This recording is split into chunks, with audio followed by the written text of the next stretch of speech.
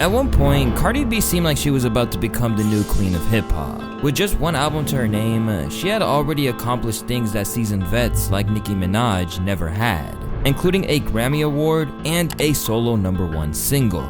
But from the outset of her career, there was one ingredient missing, and that was the support of the genre that made her famous. Because for a whole variety of reasons, she wasn't ever seen as a real artist. And now, things are worse than ever, leaving her whole career hanging in the balance. It's your boy Louaista, and this is why rap doesn't respect Cardi B.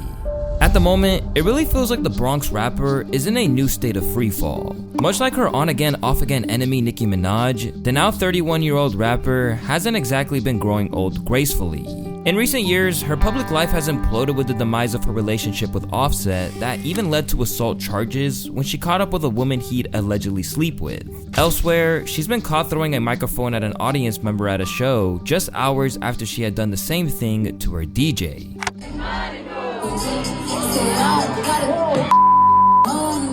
Back when she was on the rise, Cardi was billed as a feminist icon, bringing her sex-positive perspective to the industry while proving herself to be a talented entrepreneur at the same time. From defending her decision to launch an OnlyFans through the controversies over her lyrics, Cardi has relied on women to defend her when most men wouldn't. But in recent months, she's openly turned her back on them too, as her online interactions got increasingly erratic. I am not a feminist no more. You wanna know why? Because you could get on social media and your hardest critics is women. Women are always out here looking for ways to talk shit about other women. It's like women's worst enemies are women. And y'all like to be talking about that it's men. No, it be y'all bitches. After years in the public eye, it seems like the pressure and scrutinies of fame have gotten to her once and for all.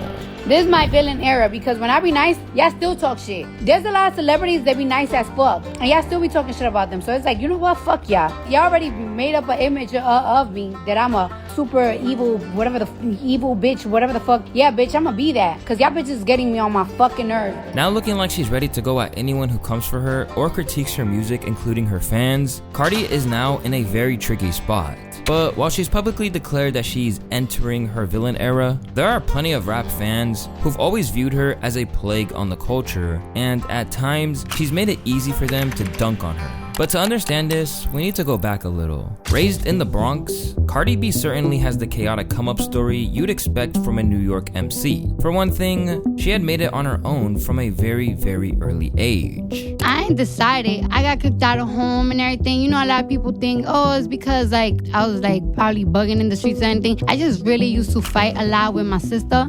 Older? No, she's younger than me. Okay. But you know, we both got like a little heated attitude, and like we just always used to break my mother crib, everything. Like it's like, oh, bro. Y'all was throwing it. Like. Then my mom was like, I can't take this anymore. You gotta leave. Every time growing up, my mom said, if y'all leave this house, and if I kick y'all out, don't ever think about coming back again. And it's like I said, like I like to prove myself. So as much as I wanted to go back, I just never went back because I always wanted to prove her something. And actually, I did went back, and I only lasted back like a week. For Cardi, her initial fame necessarily didn't come as a musician. Instead, the former stripper was introduced to the masses as a part of Love and Hip Hop New York, where her wild personality and antics made her into a star. I'm classy, but I could be classier.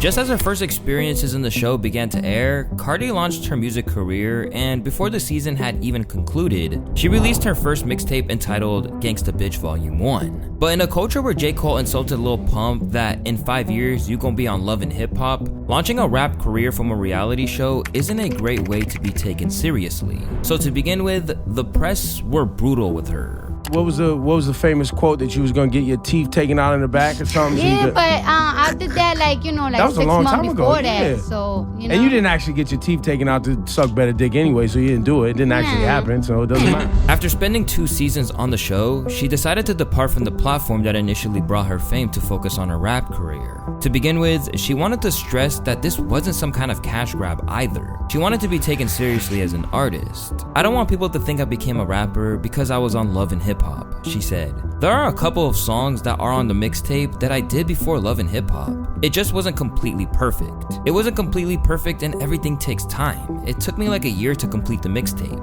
Everything I do, it takes a lot of time for me to do it because only the best sells, you know? If you want people to take you seriously, you gotta do the best. For example, my eyeshadow line. I've been talking about it for a year, and it still hasn't been released yet because it's not the way I want it to be. It has to be extremely perfect. Only great things sell. Within the space of a couple years, Cardi has gone from the stripper pole to pole position in the race to become the challenger of Nicki's throne. If that seemed like a lot of pressure, then it was about to intensify when she was signed to Atlantic Records off the strength of a free mixtape. Explaining why she decided to link up with the major label, Cardi made one of many statements in her career that would make it obvious that when it came down to it, she valued the bag way more than anything else. I had a lot of deals on the table, but like they gave me the best offer, the one that I don't have to owe them much, and they gave me a lot of money, so I took it, Cardi said. They gave the right number, so I chose them. It was significantly more than other deals. I heard a lot of good things, and they were really eager to work with me, so I was just like, if they want to give me this money, then it's because they're really gonna work hard for me. And in some people's eyes, Cardi was right, and Atlantic worked extra hard to make her career take off. But we'll get to that. First, she had to prove herself in the commercial marketplace, and it's safe to say that happened with the release of Bodak Yellow. The track undeniably became the sound of the summer in 2017, becoming the longest running #1 single by a solo woman rapper of all time.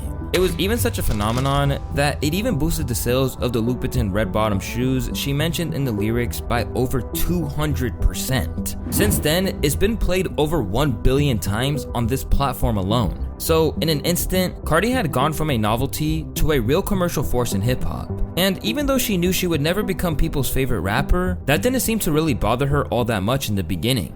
I want to tell the people out there that thank you for supporting me, and if you don't, suck my dick. And I know you think because I'm a woman I don't have a dick, but I have a pink dildo in my dresser. Why should people care about Cardi B? Why should people care? I think you should care. Well, you don't have to care for me. You know what I'm saying? Because I don't give you no money. I don't help you out. I don't do anything for you. I just make you laugh and entertain you, and if that's good enough for me, then you should care. If I don't entertain you, then you shouldn't care. You should move on with your life. But from the moment that she became a mainstream star, hip-hop was already given reasons to withhold their respect. For one thing, she was hit with the allegations that she was using ghostwriters. And in case you didn't know by now, that's one of the most serious allegations that can be leveled at a rapper. It all started with Azealia Banks, who, after initially praising Cardi, turned on her when Bodak Yellow began to do a major number and left her on the receiving end of one of those infamous rants. We know the nigga from Harlem who wrote the song. He's friends with your boyfriend from jail and you fuck. They all call you a smut and say your ass is purple. I might get the nigga to write for me too. Kudos, dunce. Girl, everybody in the hood already said that you fuck for raps. While these claims were never verified, we do know that one man who worked on Bodak Yellow was none other than the infamous wordsmith Partisan Fontaine. Despite Cardi's insistence that he's more of a co-writer than a ghostwriter, people really found that hard to believe when reference tracks for songs like her third single, Be Careful, started surfacing. Man, I thought you would've learned your lesson about liking pictures, not returning texts. I guess it's fine, man, I get the message. You still stutter after certain questions. You keep in contact with certain.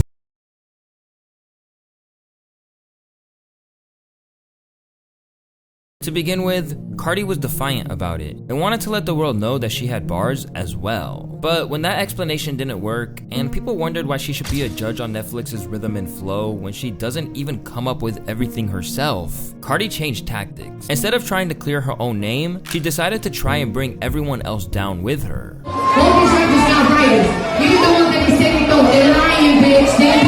And when that didn't work either, she, once again, proved that she was all about making as much bank as possible. I like to make money. I don't really give a fuck about being lyrical. I don't give a fuck about this and that. If that shit don't work for me, I don't care. I like to make shit that's gonna make me fucking money. I like to make shit that's gonna climb me on the charts. Like, that's what I want. I wanna be up top of the charts. I wanna make money. I don't care about none of that shit. Considering how much people love and value hip-hop as an art form, this kind of attitude was never going to get her much support from people outside of the Barty gang. But still, she just kept right on with it. You think I'm mad? LMAO. It's #1 on iTunes charts, right? It's #7 on Apple, right? Me and Partisan getting paid while we sleep and achieving shit? How?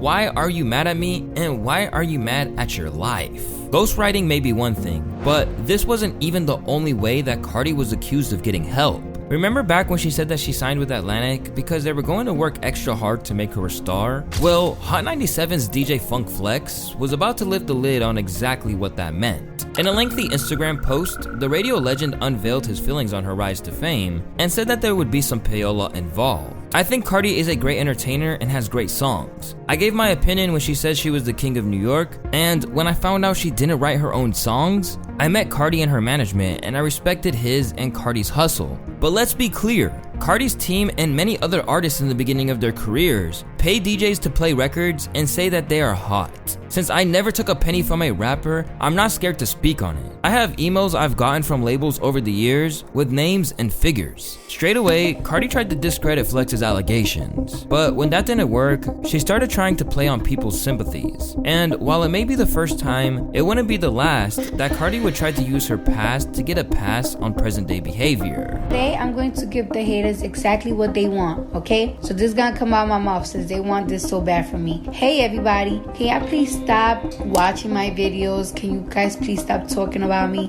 Can you guys please stop listening to my music? I deserve to be a stripper. My mom don't deserve to live in a crib. My child don't deserve to have a good life. I don't deserve no money. I deserve to be in the Bronx in 450 Woody Crest, apartment 3, some shit I forgot. There y'all go.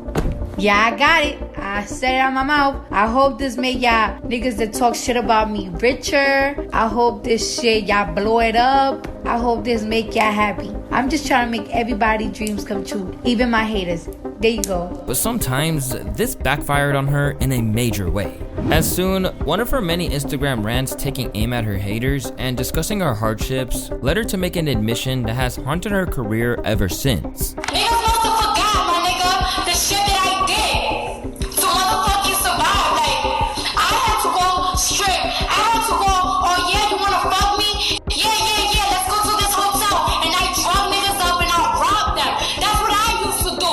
Nothing was motherfucking happening to me, my nigga, nothing. After she admitted that she drugged and robbed unsuspecting men, a lot of people officially washed their hands of her. To them, there was a clear double standard at work because if a man had said anything like that, they would be outcasted from the industry. But Cardi was allowed to carry on her career like nothing happened. Love everyone completely forgot about this, and there's still people out there that support, listen, and stan her. You want a powerful female artist? There are many more out there to look up to that have done fantastic progress for the industry rather than someone as terrible as Cardi B. In fact, not only was her career able to carry on as normal, but she was about to become one of the biggest stars in the game, whether people supported her or not. Just a couple of years back, the concept of the girl from Love and Hip Hop's New York releasing a record would have been laughed at. But when Invasion of Privacy dropped on April 6th, 2018, it immediately debuted at the top of the charts. Before long, it set a new Apple Music record for the most streamed album by a female artist in a single week with over 100 million streams. With singles like I Like It and Money, Cardi had a hit on her hands, and the album would stay on the Billboard charts for over 200 weeks. But even with all those accolades, no one would have imagined that a record like that would win a Grammy for Best Rap Album. But that's exactly what happened, with the project that had at least 3 writers on any given track beating albums from people like Travis Scott and Pusha T, as well as the late Nipsey Hussle and Mac Miller. When the news was announced, a lot of people were heated, including Mac Miller's ex-girlfriend Ariana Grande. In a deleted tweet, she labeled the decision literal bullshit. For Cardi, this was a culmination of everything she'd worked for, but since then, it seemed like she's really taken her foot off the gas and been unable to really follow the project up ever since. Instead, most of the time you hear about her is for drama in her personal life or because of another issue with a high-profile peer. As I'm sure you know by now, Cardi and Nicki Minaj have been involved in a messy beef for years, which we've covered on this channel before. But even when all of that was going down, the Bronx MC consistently said she was all for women's empowerment in hip-hop. I really hate when people pit me against each other because it just makes me feel like I gotta move like them. Cardi said to XXL when asked about how the culture manufactures conflicts between women in the game. And I don't like moving like nobody else. Even last year, everybody was putting music out, all the females. Nicki Minaj, Doja Cat, Megan Thee Stallion, and people were saying, oh, Cardi is over, Cardi's over. Everything that I accomplished, people were trying to erase it because new females were out. But there were plenty of rap fans who felt that Cardi's presence in the game was counterproductive to women getting the respect they deserved. Because ever since she came out, Cardi has never moved past the sexualization that populates the mainstream of the culture, and on tracks like the smash single WAP with Megan Thee Stallion, she even caused major cultural debates about the potential effect on today's youth. Ultimately, a lot of this was overblown, and the lyrics were no different than what you've heard from Lil' Kim or Foxy Brown in the 90s. However, what even rap fans did take issue with is that there was a little hypocrisy about it. Shortly after the massive success of WAP, Cardi was celebrating the track on IG when Culture, her firstborn daughter with Migos' Offset, walked into the room. Straight away, she scrambled to turn the track off before she could hear a word.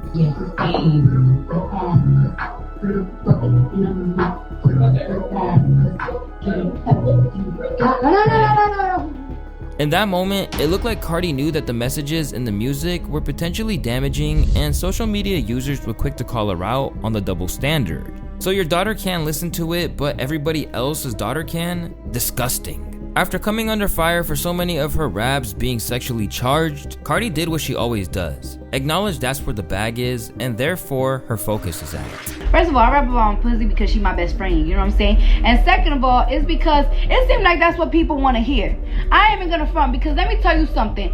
When I did Be Careful, people was talking mad shit in the beginning, like, what the fuck is this? This is not what I expected. I expected this, I expected that. So it's like, if that's what people ain't trying to hear, then alright, then I'm gonna start rapping about my pussy again. But while this was the case for a long time, Cardi is now facing the worst numbers of her entire career, as now, even her fans are beginning to lose patience with her. At the moment, it's been over 6 years since Cardi B released Invasion of Privacy. From time to time, she teased a new project only for it to never materialize. All the while, the singles she's been releasing have been subject to diminishing returns, and chart positions have been in freefall since Up hit number 1. Even working with Kanye West and Lil Durk couldn't get her back into the top 10 in 2022. In the meantime, Cardi has been taking on acting roles, releasing makeup lines, and even launching a non-explicit OnlyFans account, which reportedly made her over $45 million in 1 year. In other words, she's basically delivering anything other than her long-awaited music that her fans crave. And once again, she suggested that it was everyone's fault but hers.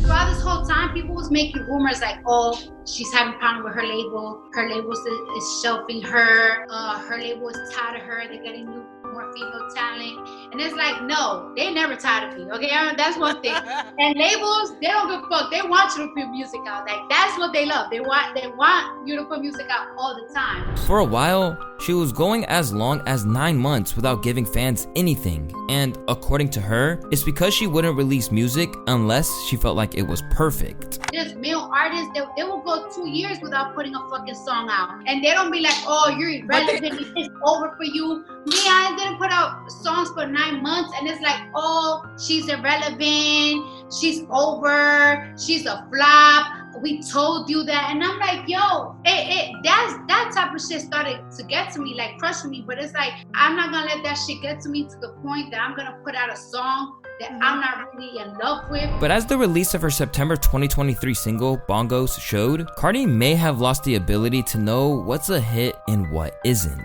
Her second team up with Megan Thee Stallion, Cardi B looked to replicate the success of WAP, and considering how worried she looked before it was released, she seemed to know it could be a make or break. I am so nervous. I feel like I want to like throw up or something, because it's like singles coming out. I feel really good. I feel really confident, but like I'm just so nervous because it's like, You know that I'm always nervous. You know that I'm always nervous. I know. For no reason. I've seen you guys complain for months and months and months. Not gonna lie to y'all, like you guys been hurting my feelings, but I understand that you guys been frustrated with me. So I wanted to make sure that I do this right for you guys, and I hope you guys enjoy it. As it turns out, she had plenty of grounds for concern, as fans just weren't eating it up like the way they did with WAP back in the day. The subject matter is tired. The over-sexualization is old. I listened to the song once, but I won't listen to it again. It's just more of the same with this new single.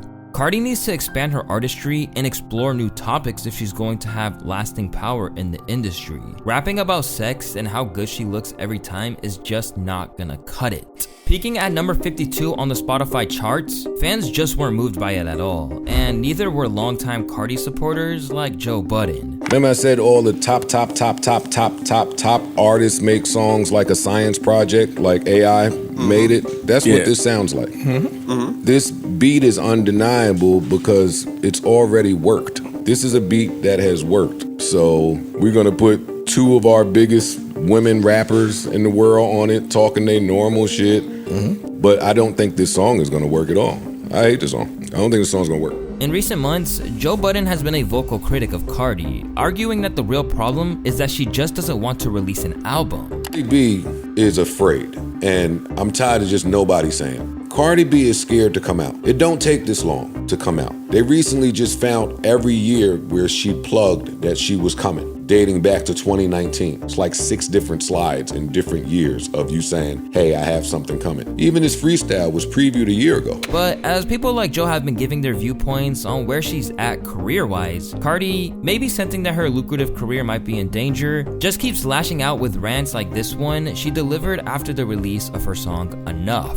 So I'm always working and I'm hungry. I'm working like it's not even 2017. Fuck 2017. I'm working like I'm in 2016 and I have something to prove. Y'all niggas is mad at that. This shit ain't luck, nigga. This is work, nigga. I don't got a patience to be on nothing. I'd rather chart low just so I can know what my fans like or not, what they're gonna react or not. But fortunately, I charted high because this what motherfuckers want to hear. Bitches be talking, mouth be bigger than they pockets. I'm pretty, I'm litty, I'm running this city. I'm shitting on bitches in every department. There's niggas that haven't even been liking my record for a whole year. Even Joe Budden don't even, that nigga hates me. Even him said that this song was fire. Even him, why would he lie to me? Why would Joe Budden lie to me? He don't even fucking like me. He didn't like my last record. How people that don't even fucking like me saying that this record is fire? As she's gotten increasingly unsure of herself, Cardi has continued to taint hip-hop's opinion of her by lashing out at the female rappers she once claimed she wanted to empower. During her ongoing feud with Bia, she even claimed that she would sue her over a diss track over claims that she had cheated on Offset, which was maybe the least hip-hop thing you could possibly do. Very nasty. It started very nasty, very aggressive. I was coming at her and she was coming at me. And then I called her back because I'm so appalled at the fact that she thinks that I'm copying her or that I'm stealing from her. Because there's nothing that she do that I like. I don't like her music. I don't like her style. I don't like how she look. I don't like nothing about her. I don't even see the bitch. Intent on talking like she's the queen of rap is at the point where fans have really had enough. Because while she may be a household name, she's ultimately not contributed enough to the music world to be held in any high esteem. I know one album in 6 years ain't talking. Now she's moved on to Ice Spice after several subs apparently surfaced on her album Y2K. Once again, she started talking like Nicki once did when Cardi was on the come up. These bitches have absolutely lost their mind. I'm getting all my lickbacks on my album though, on each one of you bitches. These bitches can't see me in numbers or status, Cardi continued. Y'all had way too much time to catch up. Can't see me in money, can't see me in real estate, fashion, and can't see me in person either. I'm not in a rat race with none of you bitches, and I'ma show y'all. By now, her fans and critics have heard it all before in terms of promises of new music.